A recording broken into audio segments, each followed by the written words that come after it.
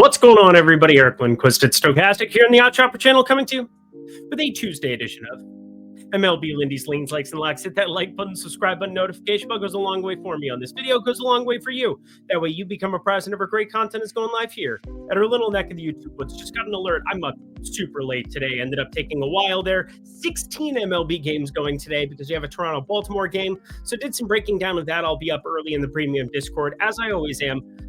Don't miss a game. Don't miss a day. Those are the things that I do here. But Red Sox Twins going to resume play at 12:05 Eastern time, 9:05 Pacific. It is right now, 10 minutes from then? So, yeah, I'm going to be watching my Twins. Well, I'll probably be able to get done with this if I talk really fast. But I want to give you the information. That's the priority information that made us profitable here on this video yesterday. Obviously, Philly did not get there on the run line. Didn't even win outright because the White Sox, well, they're the little engine that could. And obviously Friday we backed them successfully, so I'm not too mad. But also, Philly, what you doing? Hey, at least they didn't win by one. That would have really sucked there because I went for the run line and they're up 2-0.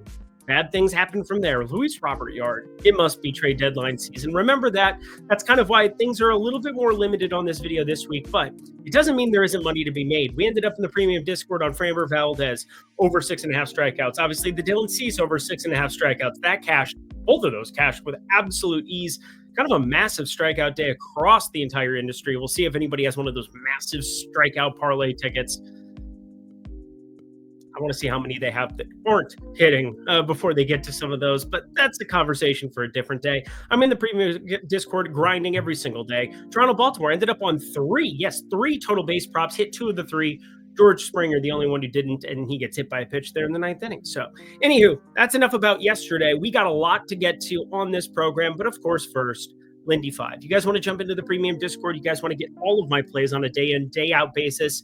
It's just $5 to come check it out for a week. I think you'll want to stick around once you see the process. Also, the plays themselves, I mean, they kind of speak for themselves over any long-term sample size. And obviously, this weekend, pretty flat. And then we run into a day like today. Really good stuff overall, even without hitting a home run. Ended up with just 4 home runs on a 15-game slate.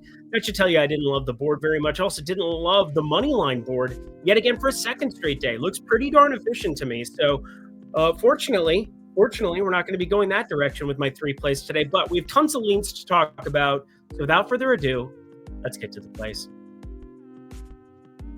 Bangarang.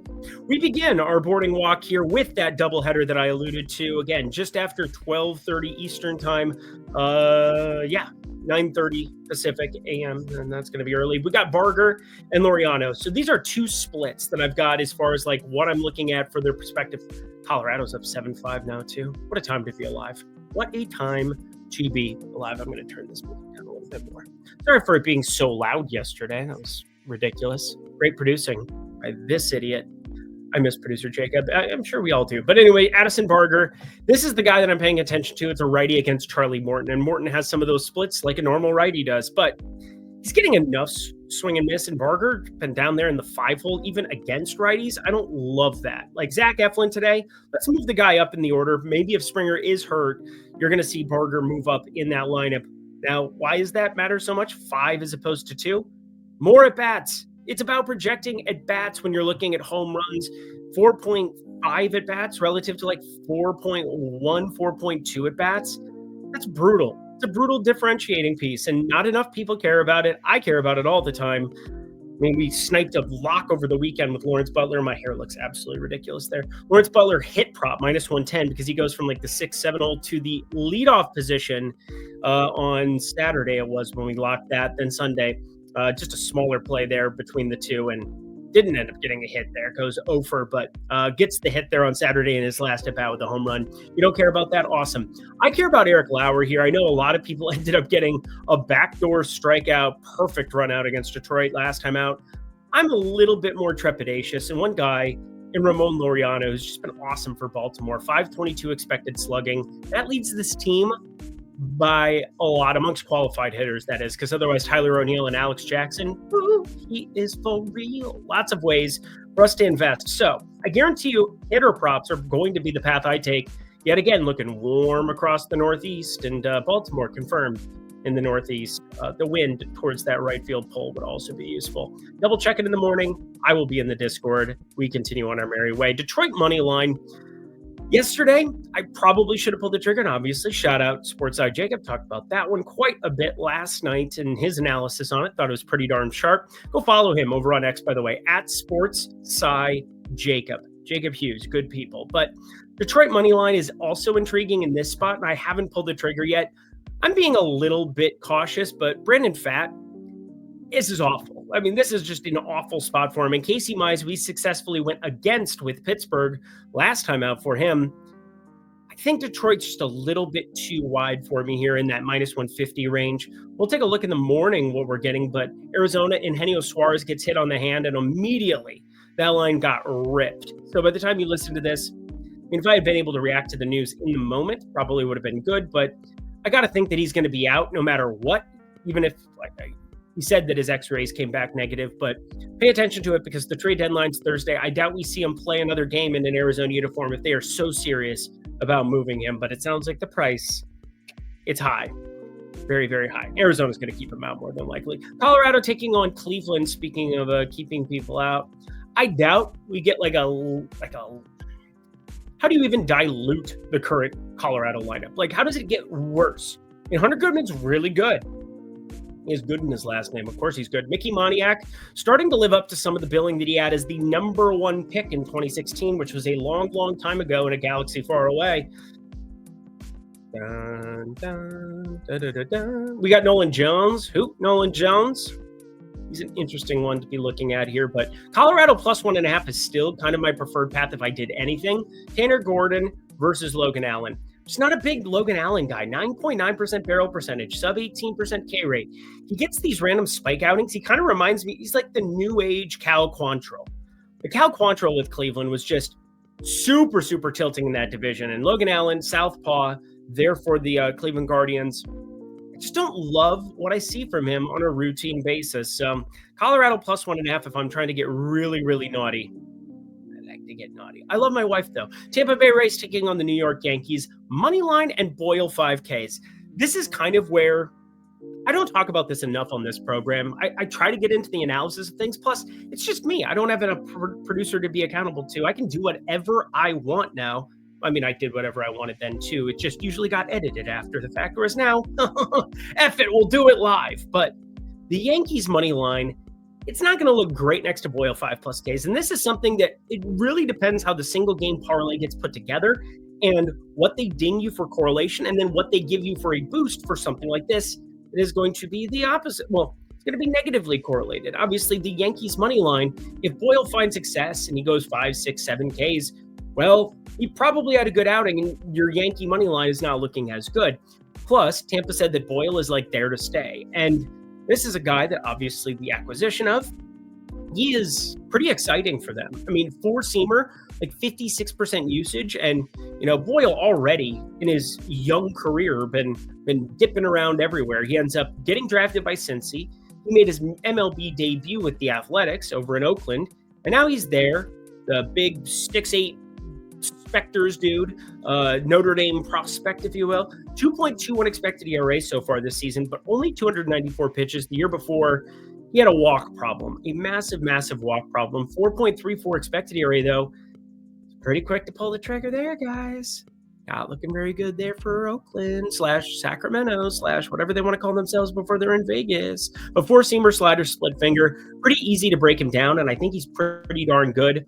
What is the workload, though? And that's the big issue that I have with just backing him blindly without an idea of where the books are going to open for a guy who has less than 280 pitches on the season. All righty, let's get ourselves to the next bucket of leans. And we're going to spend a good 5-6 minutes here just because I think it's important. There's a lot to get to.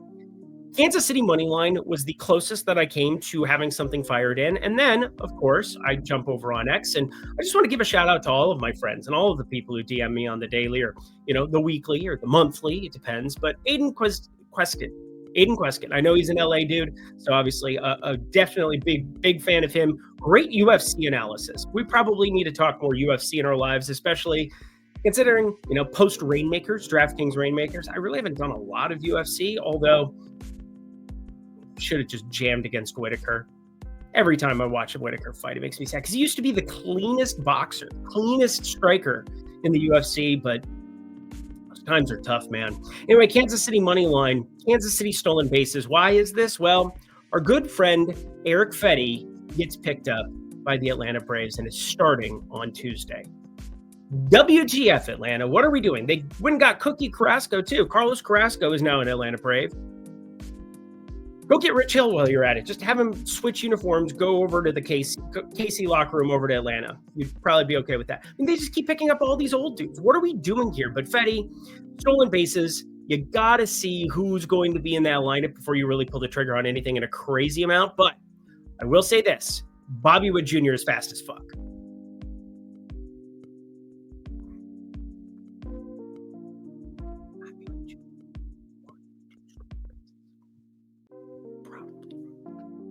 Anyway, Boston moneyline taking on the Twins, and yeah, they're going to get that game going here in 2 minutes. So I really want to go watch that, actually. I should speed this up. Nah, I said I was going to take my time, and I like to take my time. I love my wife. Lucas Giolito, definitely think that you got to be backing him in some capacity here. I know that it's not a pretty Twins lineup on a day-in, day-out basis with Byron Buxton out of it, and it's not going to look good tomorrow either. And it's really hard to get to some of those props on the Minnesota side because I know this as a Twins fan. I'm almost inclined to just take unders blindly on some of these guys, but they're in such good spots when they take on righties. Matt Wallner, Cody Clemens has been ridiculous, but both got pinch hit for today, including Larnach, by the way. So 3 pinch hits of 3 lefties, Larnach, Wallner, Clemens, all of the guys that you'd expect to get pinch hit for. That's a disaster. And they've got Lee sitting there. We've got call-ups coming down the pipeline. Mickey Gasper's now up there. So good times.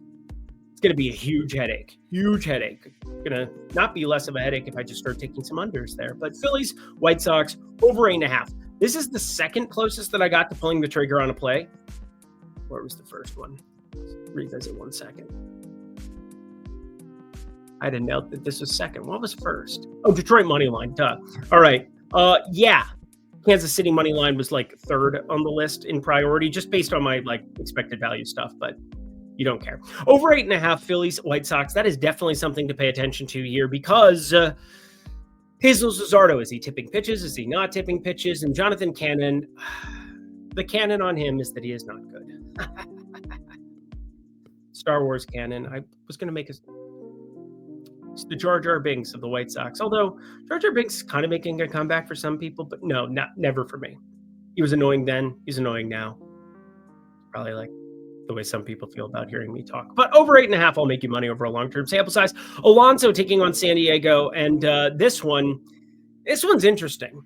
I think it's really interesting because I think there's a way that we end up getting some interesting potential starting pitchers on the San Diego side. They haven't announced who it's going to be, but these are kind of the spots that if it ends up being who I expect in Ryan Bergert, I think we're going to get a little bit of value in this spot. Now, he's had a really good season thus far, but he's primarily a reliever. Now they've started lengthening him out here. He hasn't pitched since the 11th at the big league level, but I think Ryan Bergert comes back up and he's been all right, but there's also some really, really poor like potential starters there. I think this is just kind of like looking at Pete Alonso and the fact that you're probably going to look at a number that's around the plus 300 mark for a guy who never really gets there, and I've got him at 285. So Pete Alonso, again, there are so many different iterations of what San Diego could roll out. I ended up leaning on Bergert. If it is not the case, I can guarantee you Alonso will not be on the card.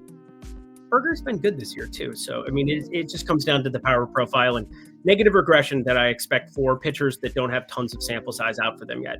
Unless they're Jacob Mizrowski, in which case I just, didn't end up on any of his props today, which is wild. Pittsburgh taking on San Francisco. They just put up a zillion runs today. I thought that was kind of wild. Stochastic, if you guys are playing in the fantasy streets, ended up on quite a bit of Pittsburgh five-mans, which I really did not expect. But that's simulations for you. They do unexpected things, and there's a lot of real estate out there. The wind's always blowing out, so it's never going to be negative coming into you there, although the park mitigates those factors. I think that's pretty well known at this point. It's just Bailey Falter and Justin Verlander. I can't do it. I'm going to override the data here big time, actually. I'm very far away from this play. And Cal, home run or 2 home run. Ooh, look at this. So Last season, we went 3 for 6 in the double home run department, which is ridiculous and unsustainable and not something that I would ever expect again. But shout out Cal Raleigh, yeah, last year's Kyle Raleigh, and then Mr. Kyle Schwarber, and of course Corey Seager, the famous one, as that was the third in the trio. Everybody loves the third in a trio, unless it was episode 6 or episode 1, Jar Jar Binks, which would be the first one. Kyle Schwarber was the first one. You always remember your first. I love my wife. Speaking of double home runs, I've got one for you today. I buried the lead. It's so good, but also burying the lead. Join Tails today. Go to the link down below if you are interested in potentially doing what I do. Be like Lindy. Join Tails today. You have a social media account set up over on X. Send that over our way. Send it over so that we can take a look and see if this is going to be a good fit for you because, well, I'm not going to live forever. I don't know what I'm going to be doing here in a week, in a month, in a year. I don't know, but be like Lindy's. That's me. I'm talking about myself in the third person and plural, which is a little weird, but be like Lindy. Join Tails today. Go down. Second link that you'll see right underneath Lindy 5. Of course, jump in Lindy 5. Water's warm. Let's get to the picks. Bingo, bongo, bongo. We got the Dodgers taking on Cincinnati. You've probably noticed this about me on this program. I listed off, the double dong guys of days of yore. We had Kyle Schwarber, Cal Raleigh, and of course, Corey Seager last season. But over one so far this season on this program. Haven't pulled the trigger on number 2. But I've been waiting for this moment all my life. I really have. All season, that is. It is July 29th. Well, it's July 28th when I'm recording this. But yeah, that's neither here nor there. July 29th, Tuesday. And this is going to be our second home run play that we're going to be firing up because you're going to get double digits on it. And I have this inside of the double digit number for the 2 home run. What am I talking about? Well, let's cover the starting pitchers because, spoiler alert, this player is not on the Cincinnati side. We got Tyler Glasnow going here for the Los Angeles Dodgers. Now, the barrel percentage has been a little bit higher than I'd like to see for him, nearly 10% and an 11% walk rate to boot, but 31.7% K rate. You best believe, depending on how that Cincinnati lineup rolls out, I will have interest in a ladder there because chaos is a ladder.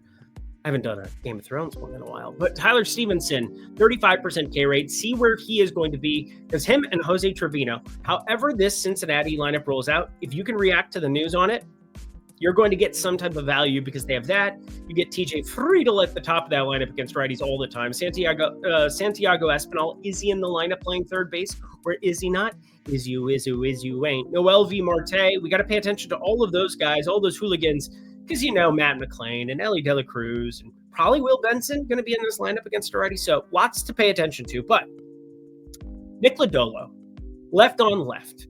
This was kind of the main thing I've been waiting for. I wanted to get Shohei Ohtani against a lefty. Now, why is that? Because traditionally, you're going to get some kind of a downgrade to the odds for not no reason. Shohei Ohtani, nearly 40 home runs, but against lefties this season, which, you're going to face a lot of them because teams try to bring in their best lefties against you. Only 8 home runs. And I say only 8, knowing that that's 157 plate attempts, which is just not a huge number by any means. But he's going to be batting second. They've been doing the Mookie Betts leadoff thing. He's got a 279 expected ISO against lefties and a 366 BABIP with a 91.9 average mile per hour off the bat against lefties. And Nick Lodolo, 159 ISO against righties, 120 ISO against lefties. But check this out. 140 expected ISO against lefties, 6.8 degree launch angle, but he's throwing the curveball the most, and he's going to throw a lot of curveballs to Shohei. That off the bat is coming at 14.3 degrees of launch. That is a fully operational Death Star. Now, he's going to want to chuck that curveball over and over again because it's got a 156x WOBA, so a really, really good mark there, as opposed to the fastball, the changeup. It doesn't even really have a changeup. He's thrown 2 of them to lefties all season long. That's a pitch reserved for righties. He's got 419 of them going to them. But why am I listing all of this, friends? Because Shohei Ohtani to hit a home run and 2 home runs is going to be crazy tomorrow. Plus 170 is my break-even number. It's the lowest break-even number I've had in about a month and change. It is 90 degrees in Cincinnati tomorrow. It's going to storm there on Wednesday. So the storm stuff, it's going to just be chilling here until then. It is hot It is humid, low barometric pressure. Shohei Ohtani against a lefty, you're going to get some type of value. I got to assume it's going to be plus 180 or better for sure, because there's just no way that it's not going to be. And the 2 home run number, anything with double digits, fire it up.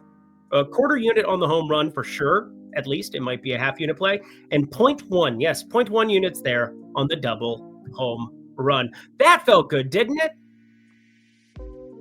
Left on left, let's make it happen. Chicago Cubs taking on Milwaukee. And speaking of things that are making happen, Milwaukee is just changing the fate of their season every damn day. I mean, good golly, Miss Molly. What are we even doing here? I mean, that was just absurdity that we saw. Jacob Mizrowski gets himself in a jam, gives up a couple, just throwing baseballs into the seats, still has 3 strikeouts in the first inning. And then the Cubbies still blow it. 8-4, Milwaukee takes it down. And this is a gigantic series because, well, Milwaukee's now number 1 in the division, 63-43. Nobody saw that coming. And the Cubbies, 62-44. Again, with the wild card situation, it doesn't really matter what your name is. Have health, have Brandon Woodruff and Mizrowski ready to rock come playoff time. That's a pretty formidable duo there in a 5-game series. Oh boy, oh boy. And then you get it to 7. Some other question marks, but my thing is that there's a pitcher that I didn't name for Milwaukee that's pitching today. And I brought him up multiple times and just kind of like, I have a fun bit about him, but I don't know that I've ever really like backed him. But I love what we're doing with son of a Priester, man. Quinn Priester going to be on the mound going up against Colin Ray. And Colin Ray is not very good, by the way. I'm going to be looking at a lot of Milwaukee props on the batting side of things, depending where they open. Because again, it's all price and probability at the end of the day. But based on previous numbers, I got to think that we're going to be on some Milwaukee props, or at least 1 or 2.